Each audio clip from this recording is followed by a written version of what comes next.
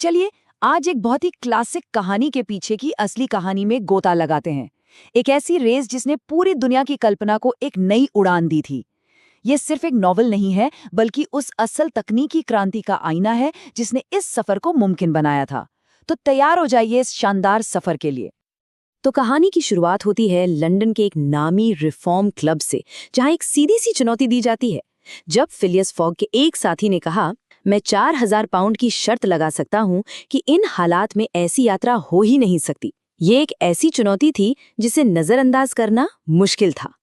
और Phileas fog ने ये चैलेंज ले लिया, लेकिन ये कोई छोटी मोटी शर्त नहीं थी।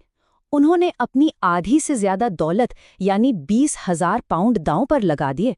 जरा सोचिए, आज के हिसाब से देखें तो ये बनते हैं 25 करोड़ रुपए से भी ज्यादा। मतलब दांव बहुत बहुत बड़ा था और पूरी दुनिया की नजरें अब इस रेस पर थीं। तो ये सब शुरू कैसे हुआ?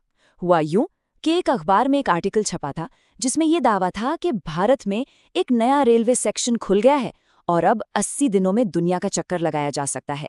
और फिलियस फॉग, जो अपनी जिंदगी गणित के फॉर्मूले की तरह जीते थे, उनके लिए ये एक ऐसी चुनौती थी जिसे वो मना कर ही नहीं सकते थे। और बस उसी रात उन्होंने अपना सफर शुरू कर दिया। और बस यात्रा शुरू हो गई। लेकिन सुनिए, ये सिर्फ एक जगह से दूसरी जगह जाने की कहानी नहीं थी। ये तो असल में एक जंग थी। फॉग के एकदम सटीक, घड़ी की सुई के तरह बने प्लान और दुनिया की अनप्रेडिक्टेबल, अस्त-व्यस्त हकीकत के बीच सवाल ये था कि क्या उनकी प्लानिंग किस्मत के उतार-चढ़ाव पर भारी पड़ पाएगी? तो फॉग का प्लान था क्या? देखिए, ये अपने आप में 19वीं सदी की टेक्नोलॉजी का एक मास्टरपीस था। लंदन से स्वेज तक ट्रेन और स्टीमर से 7 दिन, फिर स्वेज से बॉम्बे स्टीमर पर 13 दिन, बॉम्बे से कलकत्ता ट्रेन से 3 दिन, फिर कलकत्ता से हांगकांग, हांगकांग से योकोहामा और फिर प्रशांत महासागर पार करके सैन फ्रांसिस्को, वहां से ट्रेन पकड़कर न्यूयॉर्क और आखिर में अटलांटिक पार करके वापस लंदन। हर मिनट, हर घंटे का हिसाब लगाया गया था। तो सवाल ये उठता है कि फॉग की ये जो काल्पनिक यात्रा थी, वो अचानक से मुमकिन कैसे हो गई? इसका जवाब है उस दौर के 3 असली जबरदस्त टेक्नोलॉजिकल चमत्कारों में। 1869 में अमेरिका में पहली ट्रांसकॉन्टिनेंटल रेल लाइन पूरी हुई। उसी साल स्वेज नहर खुल गई, जिसने एशिया का समुद्री रास्ता बहुत छोटा कर दिया। और 1870 में भारतीय रेलवे के मेन नेटवर्क्स आपस में जुड़ गए। इन तीनों ने मिलकर सच में दुनिया को छोटा कर दिया था। लेकिन प्लान बनाना एक बात है और उसे असल दुनिया में निभाना बिल्कुल दूसरी। फॉगी की एकदम सटीक योजना को भी एक के बाद एक झटके लगे। एक जासूस था जो हर वक्त उनके पीछे पड़ा था। भारत में पता चला कि रेलवे लाइन तो अधूरी है, जिसके लिए उन्हें एक हाथी खरीदना पड़ा। फिर एक रेस्क्यू मिशन पर जाना पड़ा। अमेरिका में आदिवासियों के हमले का सामना करना पड़ा। और तो और समंदर के बीच में बगावत तक झेलनी पड़ी। इतनी सारी मुश्किलों से जूझने के बाद फॉग और उनके साथी आखिरकार लंदन वापस पहुंचते हैं। पर ऐसा लग रहा था कि वो शर्त हारने वाले हैं। कहानी अब अपने क्लाइमैक्स पर थी, जहां एक छोटी सी गलतफहमी सब कुछ बदलने वाली थी। पूरी दुनिया का चक्कर लगाकर फिलियस फॉग लंदन पहुंचे, लेकिन सिर्फ 5 मिनट लेट। सिर्फ 5 मिनट। ऐसा लगा जैसे सारी मेहनत, सारा रिस्क सब पानी में चला गया। वो शर्त हार चुके थे, और वो भी इतने कम फासले से। लेकिन क्या सच में वो हार गए थे? और यही कहानी में साइंस एक ऐसा ट्विस्ट लाता है जो सब कुछ बदल देता है। असल में फॉग ने एक दिन खोया नहीं था, बल्कि एक दिन कमाया था। क्योंकि वो लगातार पूरब की तरफ सफर कर रहे थे, उन्होंने हर देशांतर यानी मेरिडियन पार करने पर थोड़ा थोड़ा समय बचा लिया। उन्होंने 80 बार सूरज को उगते देखा, जबकि लंदन में सिर्फ 79 सूर्योदय हुए थे। वो हारे नहीं थे, उनके पास तो पूरे 24 घंटे बाकी थे। अब ये कहानी जितनी रोमांचक है ना, उतनी ही दिलचस्प है इसकी इंस्पिरेशन। मन में सवाल आता है, क्या सच में कोई फिलियस फॉग जैसा था?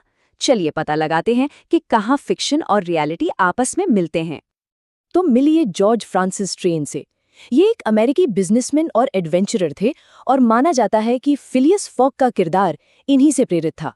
हाँ, फॉग जहाँ शांत और मेथोडिकल थे, वहीं ट्रेन थोड़े दिखावटी और सनकी किस्म के थे। लेकिन सबसे बड़ी बात क्या थी? ट्रेन ने 1870 में, यानी नॉवेल लिखे जाने से ठीक पहले, सच में 80 दिनों में दुनिया का चक्कर लगाया था।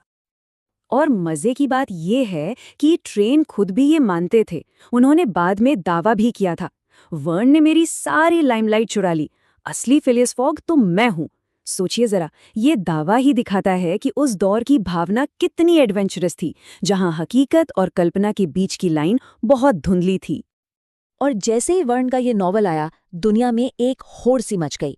सचमुच 1889 में एक जर्नलिस्ट नेली ब्लाई ने तो 72 दिनों में दुनिया का चक्कर लगाकर फॉग का रिकॉर्ड भी तोड़ दिया। और ये सिलसिला ये रुका नहीं। माइकल पालिन से लेकर साइकिल चलाने वाले मार्क ब्यूमॉन्ट तक न जाने कितने लोगों ने इस काल्पनिक रेस को हकीकत में बदलने की कोशिश की है और आज भी कर रहे हैं। तो सवाल ये है कि आज 150 साल बाद भी इस कहानी में ऐसा क्या है जो लोगों को खींचता है? इसकी वजह यह है कि ये सिर्फ एक विक्टोरियन नॉवल नहीं है, ये अब एक ग्लोबल आइकॉन बन चुका है, जिसे हर नई पीढ़ी अपने अंदाज में देखती है और फिर से इमेजिन करती है। और इसकी लेगेसी जिंदा है इसके अनगिनत अडैप्टेशंस में। साइलेंट फिल्मों से लेकर ऑस्कर जीतने वाली क्लासिक पियर्स ब्रॉसनन की टीवी मिनी सीरीज, जैकी चैन की एक्शन कॉमेडी, यहाँ तक कि एक award winning interactive video game और हाल ही में आए डेविड टेनेंट की टीवी सीरीज तक, हर अडैप्टेशन ये साबित करता है कि इस कहानी का चार्म कभी खत्म नहीं होता। और आखिर में सारा क्रेडिट जाता है जूल्स वॉर्न के विजन को। उन्होंने अपने समय के टेक्नोलॉजिकल बदलावों में एक जबरदस्त एडवेंचर देख लिया था। उन्होंने एक नई, आपस में जुड़ी हुई दुनिया की शुरुआत को एक ऐसी कहानी में कैद कर लिया जो आज भी हमारे दिलों में गूंजती है। तो ये सब हमें एक आखिरी सवाल पर लाकर छोड़ता है, आखिर 150 साल पुरानी एक ट्रैवल प्लान में ऐसा क्या है जो आज भी उसे एक टाइमलेस एडवेंचर